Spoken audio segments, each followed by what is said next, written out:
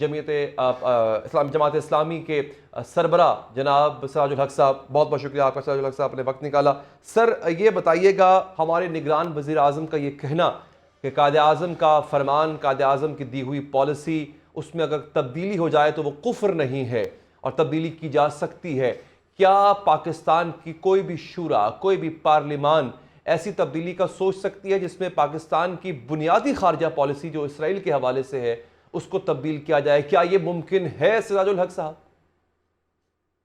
बिस्मिल्लाहिर्रहमानिर्रहीम। मेरे ख्याल में जो वज़ीर साहब ने दो रियासती हल पेश की है, तजवीज़ दी है, शायद उनकी नीयत पर हम शक ना करें तो ठीक है, लेकिन मुमकिन है उसकी कम इल्मी हो कि दो रियासती हल फ़लस्तीनियों का मुतालिबा नहीं है।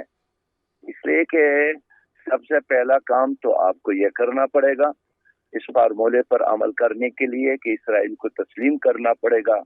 तो क्या हम इसराइल को तस्लीम करेंगे इस कीमत पर? इसलिए ये कम इल्मी है। एक बैनुल-अक़वामी साजिश भी है जो शुरू से ये थ्योरी दे रहे हैं कि इसराइल को भी तस्लीम किया जाए, फ़लस्तीन को भी तस्लीम किया जाए। अगर एक बार आपने इसी फार्मूले को और इसी उसूल को अपनाया तो फिर हर जाबिर कुव्वत दूसरों के मुल्क पे कब्जा करेगा और बिलाखिर नतीजा यही निकलेगा कि चले आधा तेरा और आधा मेरा। फ़लस्तीन फ़लस्तीनियों का है और हमें वही हल कबूल है जो फ़लस्तीनियों को कबूल हो। हमें तो उनकी तर्जुमानी करनी चाहिए, उनको सपोर्ट करना चाहिए, उनको हौसला देना चाहिए, उनके सर पे हाथ रखना चाहिए और उनके स्लोगन को आगे बढ़ाने की ज़रूरत है, बजाय इसके कि हम उनके मौक़िफ़ के बजाय कोई अजनबी मौक़िफ़ ले ले जो खुद फ़लस्तीनियों को भी काबिल कबूल नहीं है। लेकिन सिराजुल हक साहब, हम कायदे आज़म के मौक़िफ़ से जो इनहराफ कर रहे हैं, ये ख्याल हमें अचानक क्यों आया? मतलब ये बहस आज से पहले कभी नहीं हुई थी, अब ये बहस क्यों हो रही है?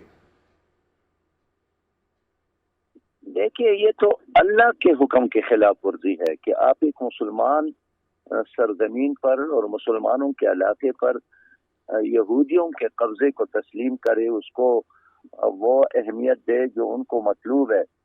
और यही वजह है कि 1934 का मुस्लिम लीग का करारदाद हो या 1940 का 23 मार्च 1940 का मीनार पाकिस्तान पर पाकिस्तान का करारदाद जब पास हुआ तो एक करारदाद पाकिस्तान के हक में था और दूसरा करारदाद फ़लस्तीनियों के जमीन पर उनके हाकिमियत के हक में था। लिहाजा ये तो उम्मत का इजमा भी इस पर है और खुद आपने बिल्कुल सही कहा कि कायद आज़म मोहम्मद अली जिन्ना ने एक बार नहीं बार बार इस मौके का इजहार किया है कि फ़लस्तीन फ़लस्तीनियों का है और इसराइल नाजायज रियासत है, नाजायज बच्चा है। तो अगर कल एक बच्चा नाजायज था, आज वज़ीर आज़म उसको कैसे जायज करार दे सकते हैं? लेकिन मैं फिर कहूँगा कि शायद कम इल्मी की वजह से वो ये बात कर रहे हैं। सिराजुल हक साहब, आपका बहुत बहुत शुक्रिया, आपने प्रोग्राम के लिए वक्त निकाला।